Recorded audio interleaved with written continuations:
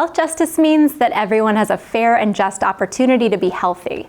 In the Health Justice Clinic, we help students learn how to use the law to promote the health of our clients. The Health Justice Clinic began in the 1990s to focus on the legal needs of clients with HIV and AIDS. Clients who, at the time, had little to no access to legal and social services. Today, the clinic still aims to serve clients in communities that have been marginalized and stigmatized, that are subjected to racial discrimination, and that are affected by poverty. I was actually a clinic student in 2003 when the clinic was still an HIV/AIDS clinic. And when I came back to work here in 2011, we were still serving people living with HIV. But people living with HIV were much healthier then because of the miracle drugs we have today. And so we expanded our services to a wider population of people with health-related legal needs.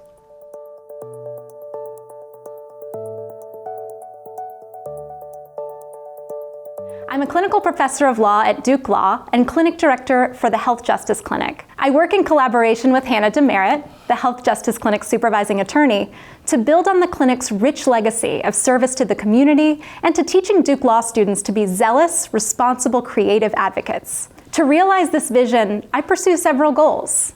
I try and design a docket that trains students to represent clients in their immediate legal problems and that develops students' understanding of where structural and systemic changes are necessary. I also try to lead a seminar course that introduces students to the practical skills, substantive law, and contextual universe that's required to be an effective health justice lawyer. And finally, I try to foster a dynamic, inclusive learning community, both in and out of the classroom, one that prioritizes collaboration and reflection. As Allison mentioned, I'm a supervising attorney for the clinic. Allison and I work as a team, supervising students and client work. Although each of us is assigned to a client or case as the primary supervising attorney, we hold our student supervision meetings together and we work very collaboratively.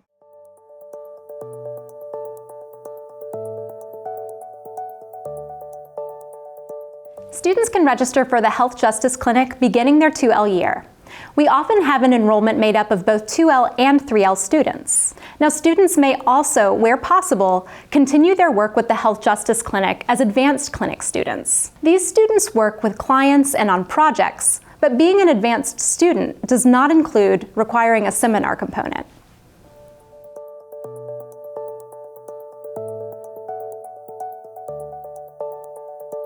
Students represent clients applying for disability benefits through the Social Security Administration. They counsel transgender clients seeking legal name changes, gender marker updates, and gender-affirming care. They also can expect to advocate for individuals to access quality health care across all kinds of different systems. Folks in jails and prisons requiring substance abuse treatment, for example, or parents and caregivers in the family regulation system who need access to mental health care. Interested students also have the opportunity some semesters to work on a policy-oriented project. In the past, these have included advocating to get insurance companies to expand gender-affirming procedures for transgender people, researching and documenting HIV criminalization in North Carolina, and working to get local behavioral health facilities to provide appropriate gender-affirming care to transgender youth.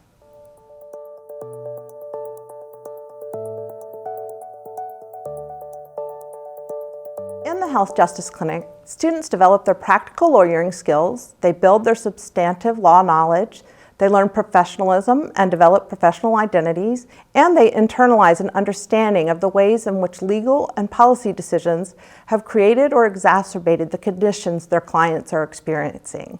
Students have multiple interactions with clients and client communities. They regularly practice interviewing and counseling. Students also conduct legal research and learn to read and analyze medical records. They pursue different forms of written advocacy, including memoranda, affidavits, and briefs. On many occasions, students prepare for and participate in hearings before administrative law judges. This includes writing affidavits from healthcare providers and others, preparing witnesses, and conducting the direct and cross-examination at the hearing. Students regularly collaborate with each other, working in teams, also with their clients, with their supervisors, and with their clients' healthcare providers and social workers. By the end of the semester, students have a clear understanding of administrative law and procedure and have developed expertise in health and disability law.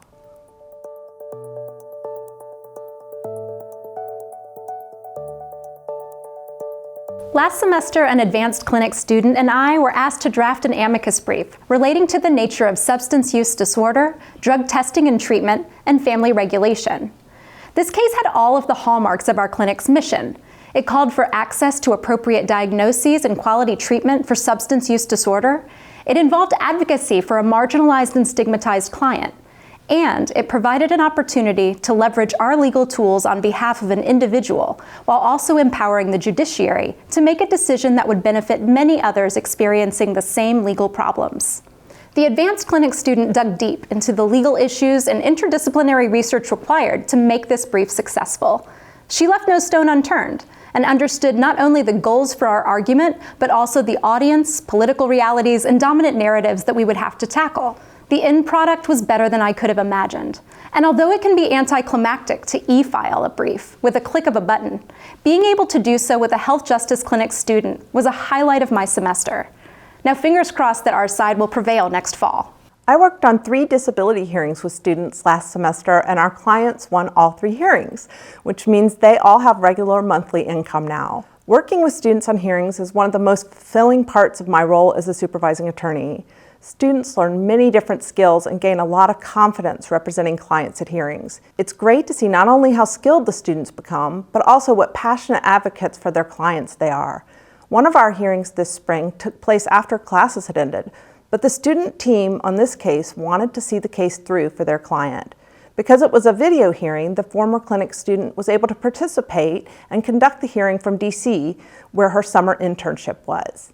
The student who conducted the hearing did a fantastic job, and we won the hearing. Our client was weeping with relief and was so thankful to her student attorneys. The student attorney was so pleased that the client would finally have the benefits she deserved.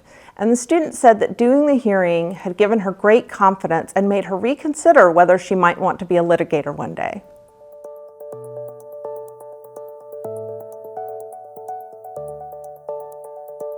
Certainly, students that participate in the Health Justice Clinic will be able to represent individuals in disability benefits appeals and transgender name changes on a pro bono basis. And there are many more individuals requiring assistance than there are current pro bono attorneys. Students also learn transferable skills for representing individual clients, such as interviewing and counseling and preparing for and conducting hearings, and they can apply these skills to a range of pro bono cases. But in addition, because of the clinic's emphasis on the connection between our clients' individual legal needs and the systems and structures that create or exacerbate those needs, we want students to graduate with an understanding of the real connection between power and justice. Our students are thoughtful, brilliant, and empathetic, and they will be entering into a profession that will give them the power to make decisions, to lead, and to even change the world for the better.